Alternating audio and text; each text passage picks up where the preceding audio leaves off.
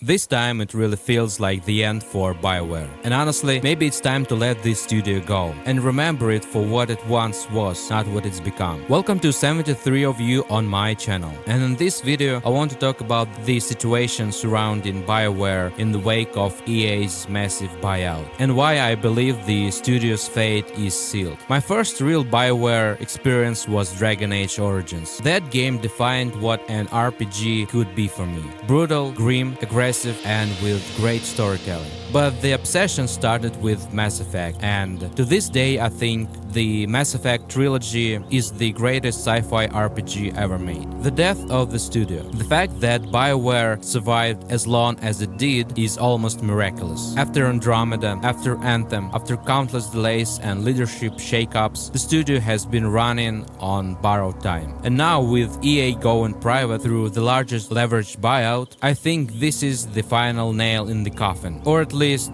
the start of freezing process. And here's why. Once EA becomes a private company, internal information will dry up. We won't get regular updates, earning calls. If BioWare's future was shaky before, it's about to go completely dark. Projects like the next Mass Effect are effectively shelved for years. EA won't risk pouring hundreds of millions into a potential polarizing single-player RPG when they have Battlefield and Football Club. Franchises that are predictable, monetizable, and fit the investor playbook. And let's be real, when EA talks about quality games, they don't mean brilliant storytelling or innovative gameplay systems. They mean engagement time and recurring revenue. A good game for them is one that keeps player inside this economy, buying skins, battle passes, food packs. The Veilguard might be the last song for BioWare. Once EA restructures post-buyout, studios like BioWare will either be frozen or quietly absorbed. And one more thing, the fact that part of the buyout and investment comes from Saudi Arabian company suggests that LGBTQ narratives in EA games may sharply decrease in the future. It's yet another reminder that regardless of anyone's personal views,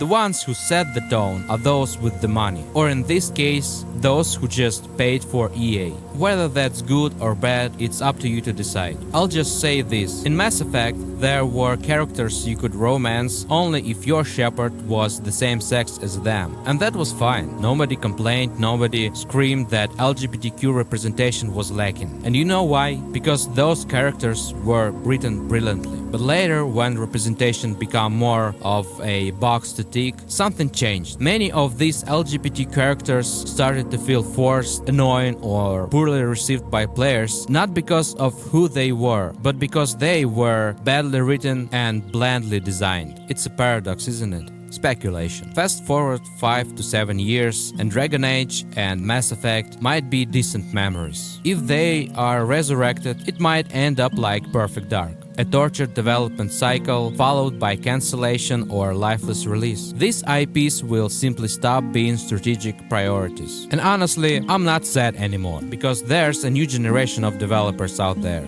Many of them grew up playing BioWare's classics. They understand what made those games special, and they're building their own stories now. Indie RPGs and EE studios are carrying the torch. So maybe it's better for BioWare to rest, rather than keep being dragged through scandal and disappointment. I want to thank you for watching. Leave a like or smash dislike. Don't forget to subscribe, and tell me in the comments what are you playing right now and what is your favorite BioWare game.